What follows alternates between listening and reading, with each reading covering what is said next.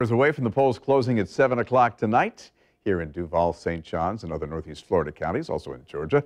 Hopefully, we will know which candidate will be our next commander-in-chief, but it could be a late night. There's no telling.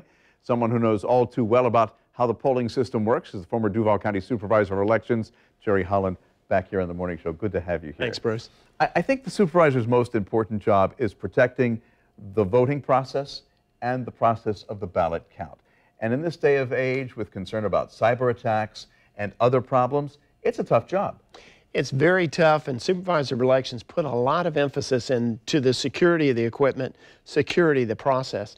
The most damaging thing is if they're not transparent. We saw that a little bit in Broward County when they're remaking absentee ballots, something every county does. Absentees come in with coffee spilled on them. They have to be remade, but it should be done in the open and transparent. She was doing what they were supposed to be doing, but again, being done in a back room is going to draw, conspiracy thoughts. A lot of things are electronic these days. There's concern about hacking and cyber attacks. How do you prevent that? Well, best thing is election equipment is not online.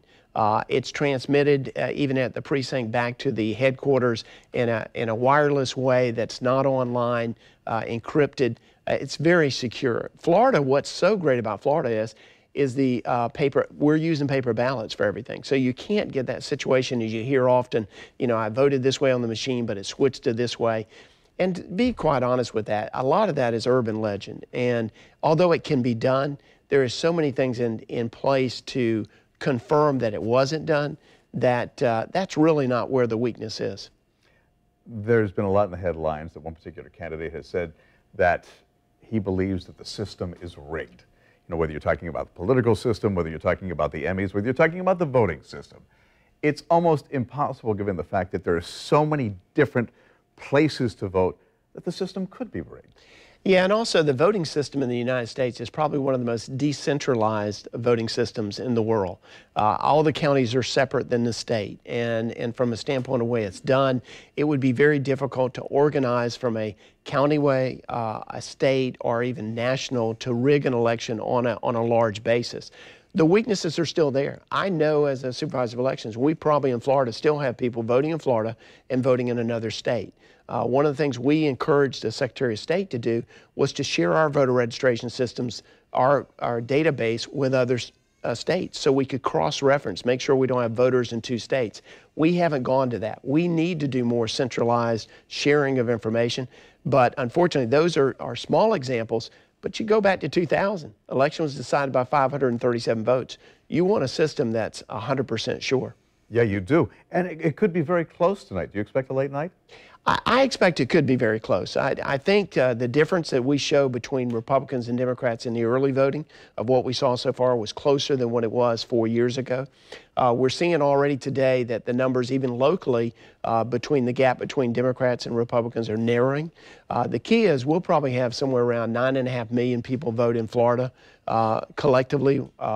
And so if we're within about 48,000 votes, then you're within a recount. And it doesn't matter if one county has got a 10-point spread. That means if you're within a half a point for the entire state has to do a recount.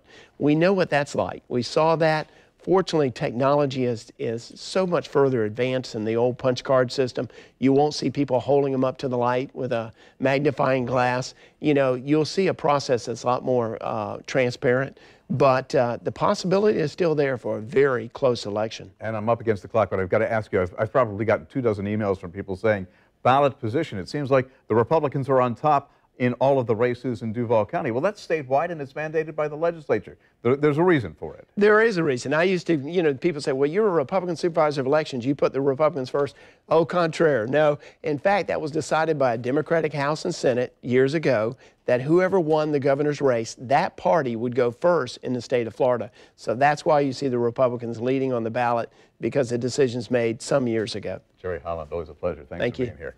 Remember, the polls are open till 7 tonight. For a list of polling sites and our voters' guide, to go to news4jax.com.